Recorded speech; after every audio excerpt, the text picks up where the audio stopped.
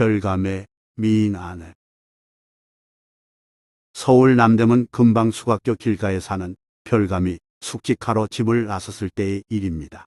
별감은 궁중 각종 행사에 참여하고 임금이나 세자가 행차할 때 호위하는 일을 맡은 하인입니다. 그럼 다녀오리다. 피곤하시면 몰래 잠깐 눈을 붙이세요. 그렇게 하리다. 아내에게 인사하고 떠난 별감은 어찌된 일인지 한밤에 자기 집으로 돌아와 세차게 대문을 두드렸습니다. 깜짝 놀란 아내가 문을 열어주면서 까닭을 몰라서 물었습니다. 숙직하는 양반이 무슨 일로 나오셨나요? 글쎄, 좀 전에 졸던 중 집에 불이 나서 잿더미가 되는 꿈을 꾸었다오. 잠에서 깨어 현실이 아닌 걸 알고 안도했으나 그래도 어쩐지 불길하고 하도 걱정이 되어 궁궐담을 넘어 달려왔다오. 그 말에 아내가 상당히 놀라는 기색을 보이면서도 남편을 책망했습니다. 그건 꿈이잖아요. 꿈자리가 불길하다고 궐안에서 숙직하는 양반이 이렇게 조심 않고 나오시면 어떡하나요? 누가 알면 어쩌려고요. 얼른 돌아가세요. 아내가 남편 등을 떠밀었지만 별감은 미소 지으며 말했습니다. 다시 보니 역시 당신은 매우 아름답구려. 이미 나온 마당에 당신을 보고 그냥 돌아가기엔 심히 허전하오. 그러면서 별감은 아내 몸을 만지며 희롱하려 했습니다. 하지만 아내는 남편을 밀어내며 말했습니다. 어서 돌아가시라니까요. 그건 내가 알아서 할 테니 염려 말고 이리 와보오. 당신은 천하 미인이오. 별감은 재차 아내를 껴안으며 입을 맞추려 했습니다. 그러나 아내는 여전히 거부하며 돌아가라고 재촉했고 두 사람 사이에 안거나 밀어내려는 실랑이가 벌어졌습니다. 급기야 별감이 물었습니다. 잠깐 사랑하고 가겠다는데 왜 그러오? 첩의 마음이 불안해서 그러니 어서 근무지로 돌아가세요. 별감이 웃으며 달래도 소용없었고 화를 내며 말해도 아내는 끝끝내 거부하며 그저 빨리 돌아가라고만 말했습니다. 별감은 당직 자리를 오래 비워두기 곤란하므로 결국 포기하고 발길을 돌렸습니다. 오늘따라 당신 고집이 참 세구려. 그럼 나는 이만 가보겠소. 미안해요. 아침에 돌아오면 그때 뜨겁게 사랑해요. 그런데 이튿날 별감이 집에 돌아왔을 때 평소와 달리 대문이 잠기지 않은 상태였으며 아내는 피를 흘린 채 죽어 있었고 방 안에는 유혈이 낭자했습니다. 크게 놀란 별감이 아내 몸을 살펴보니 칼자국이 여러 군데 있기에 의문을 품었습니다. 대체 누가 이런 짓을 저질렀단 말인가?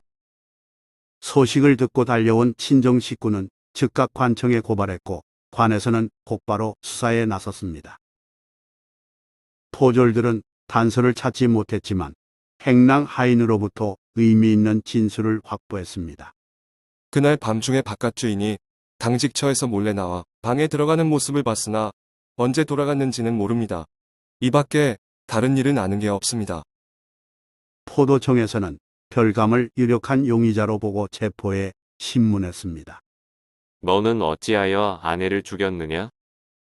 소인은 죄인이 아니며 누가 아내를 죽였는지 알고 싶습니다. 별감은 처음에는 전혀 모르는 일이라며 강력히 부인했습니다.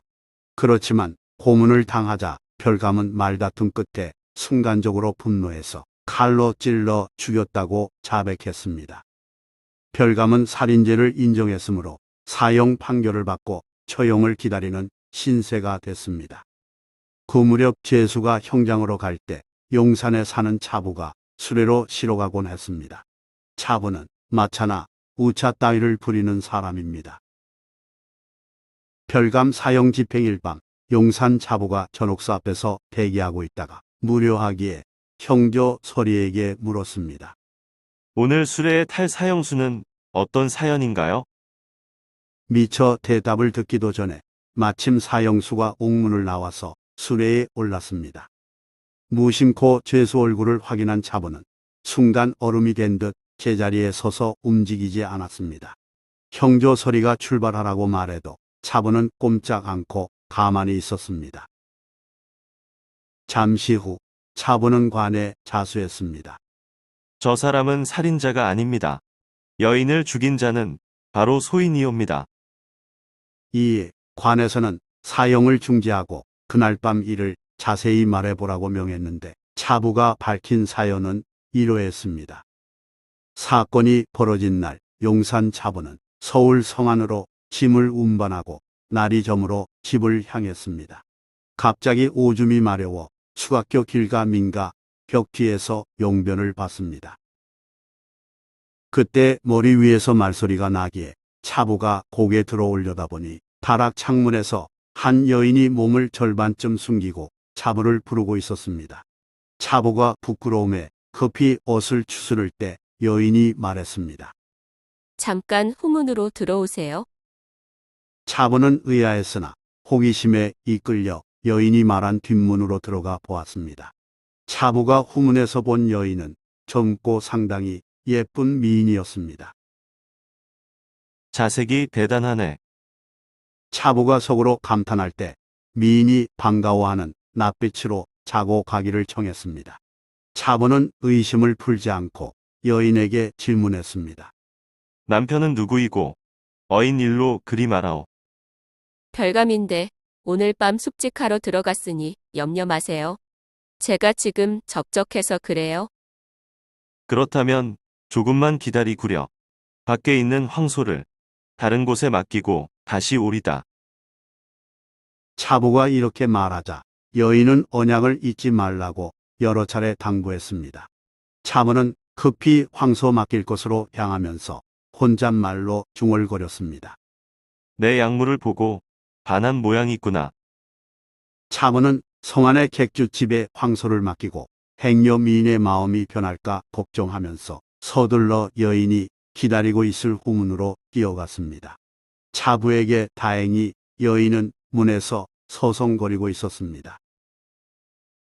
여인은 차부를 보자마자 손가락으로 자기 입을 가리며 조용히 하라는 신호를 보냈습니다. 두 사람은 함께 안으로 들어갔고 여인이 맛있는 상을 차려와서 차부에게 대접했습니다. 차부가 식사를 마치자 여인은 동침하기를 청했습니다. 차부는 허름한 삿갑과 누더기 같은 옷을 벗어 방구석에 던져놓고 여인과 함께 비단 이불 속으로 들어갔습니다. 살결이 그야말로 비단결 같구나. 여인의 아름다운 외모와 고운 살결에 감탄한 차부는 성난 들소처럼 힘내어 돌진했고 여인은 메마른 땅이 물을 빨아들이듯 사내를 받아들였습니다. 두 사람은 몹시 흥분하여 뜨거운 애정 행각을 벌였습니다. 그런데 상경이 다 될 무렵 누군가 대문을 두드리며 사람을 부르는 소리가 들렸습니다. 그 목소리를 들은 여인은 놀라 당황한 얼굴로 말했습니다. 남편이 왔네요. 빨리 저기로 숨어요.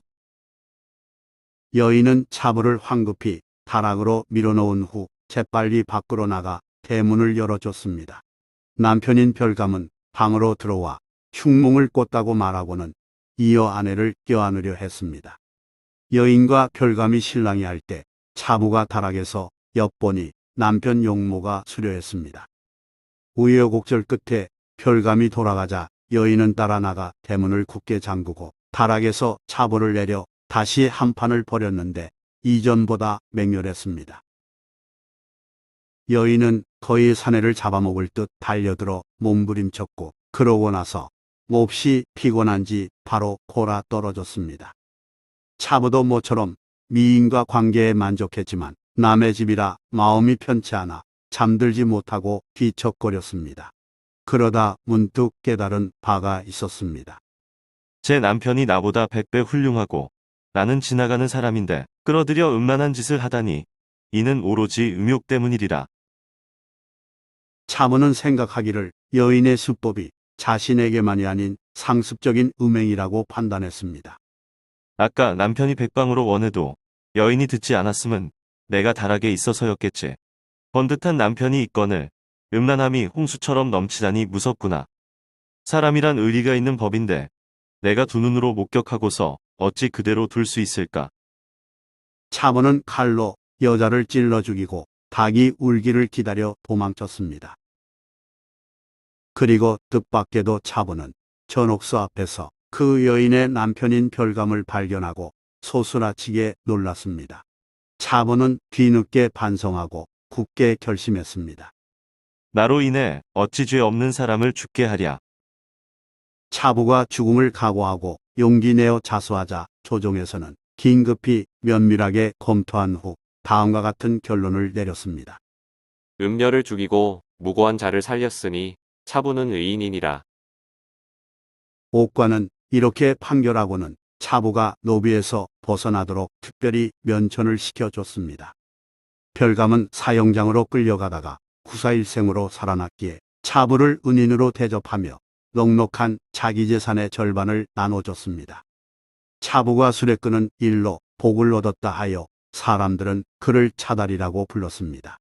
술에 끌기를 그만둔 차달은 많은 재산에 힘입어 평생 잘 살았다고 합니다. 좋아요 및 구독은 영상 제작에 큰 힘이 됩니다. 고맙습니다.